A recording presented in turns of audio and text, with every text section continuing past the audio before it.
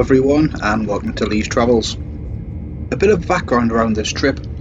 I'd found a really well priced Club Europe day return from Newcastle with British Airways, so I thought I'd treat myself to a day out in London. I don't really spend much time in London itself, and as people say, it's a very walkable city. I thought I'd see how many of the sights that I could see in half a day.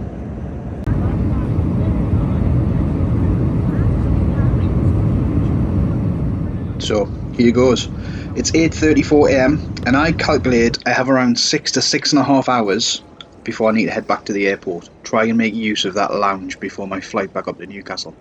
After taking the Heathrow Express to Paddington, I decided to start my day by heading east across central London to make my way back towards Paddington and finally Heathrow in the west. First up for me was somewhere I'd never actually been before, so let's see where I start.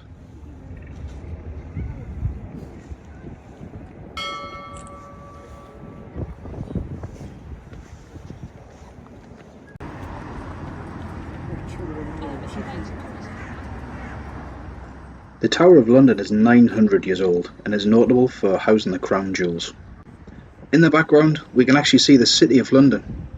We have old and new.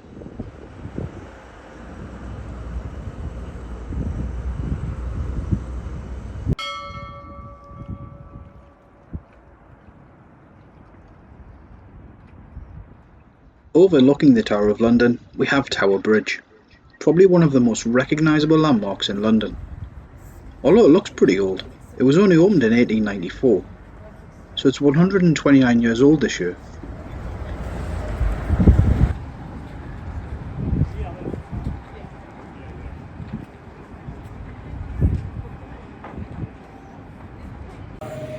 Back to the tube station, and we're heading down to Mansion House Station, where it'll be a short walk to our next site.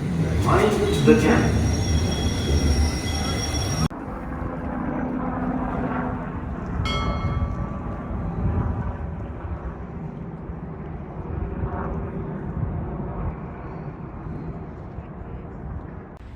St Paul's Cathedral. This church was designed by the architect Sir Christopher Wren, who was also one of the first people to be buried in its tombs. St Paul's has one of the biggest domes in the world, standing at 366 feet high.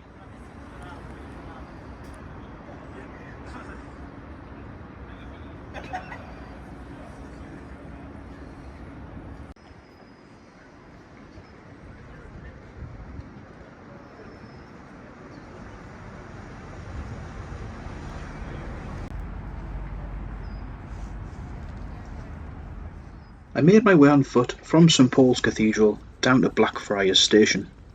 From there I took a tube down to Embankment Station, and a walk along Embankment took me to Whitehall Gardens, which is opposite another famous landmark.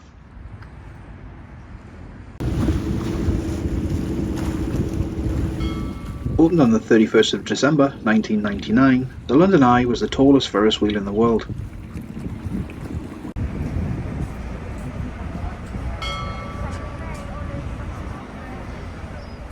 You, like me, probably know this as Big Ben, but this is actually the name of the bell in the tower. The tower itself is named the Elizabeth Tower in honour of the Queen. The top of the tower had been under restoration for a little while, and believe it or not, all that gold at the top is real.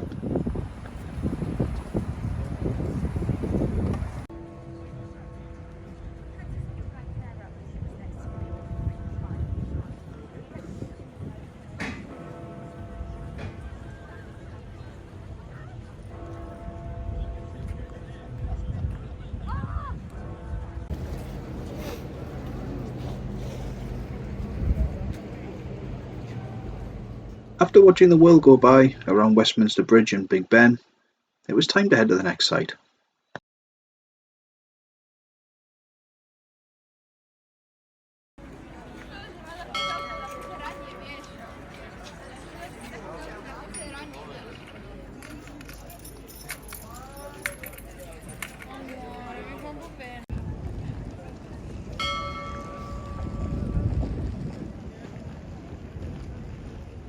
A quick stop at Horse Guards, and then down to the Mall to get a glimpse of Buckingham Palace.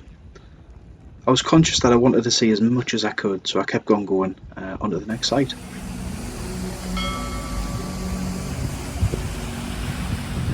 One of the more interesting facts about Trafalgar Square is that it's located right in the centre of London. It's in the area of Charing Cross, and right now Charing Cross is the location used to measure the exact distance of other locations to London.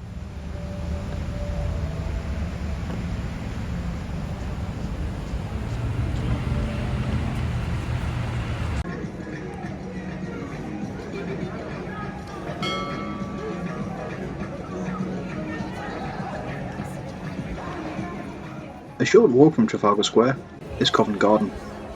Every time I've been here, it's always been so busy.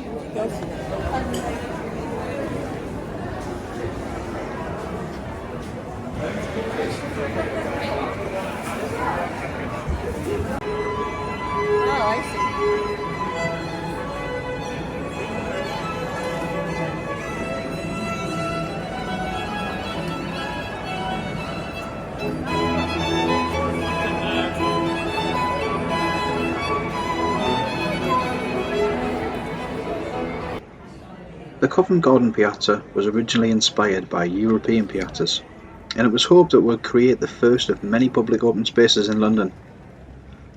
When I said it was busy, it has an estimated 44 million visitors a year.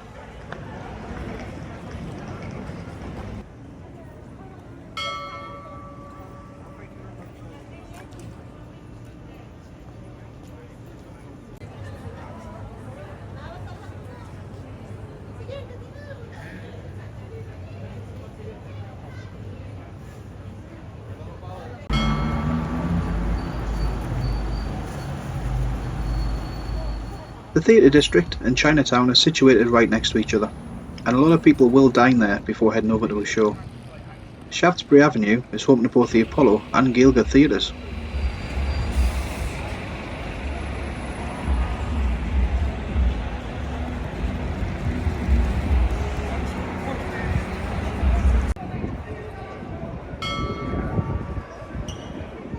Next up is Regent Street, which has a lot of high-end shops.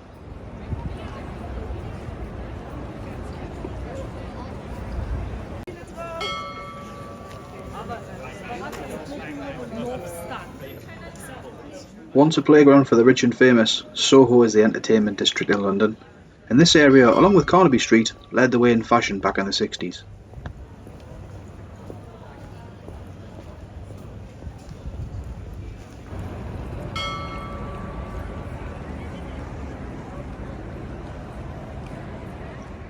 Piccadilly Circus is where Regent Street, Shaftesbury Avenue and Piccadilly all intersect, and it's most notable for its large screen billboards and its statue of Eros.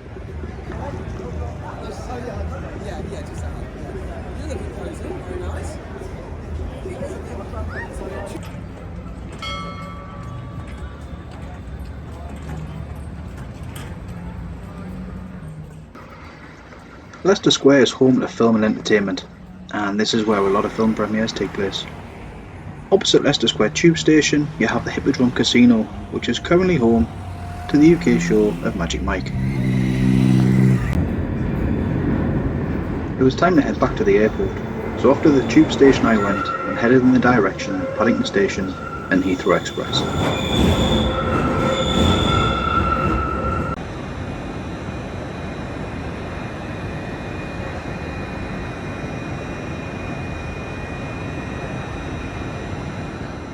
I managed to get around 16 sites in central London in just under 6.5 hours. So my advice to anyone with a long layover at Heathrow, if you're thinking about going into the city, do it. It's easily accessible via the Heathrow Express, and the tube is a very efficient and cheap way of travelling around the city. In summary, London is a very walkable city, and if you can go there for a day with 4 to 6 hours of free time, you'll really enjoy yourself. For those of you that have made it this far, thanks for watching. Hit that like button and please subscribe.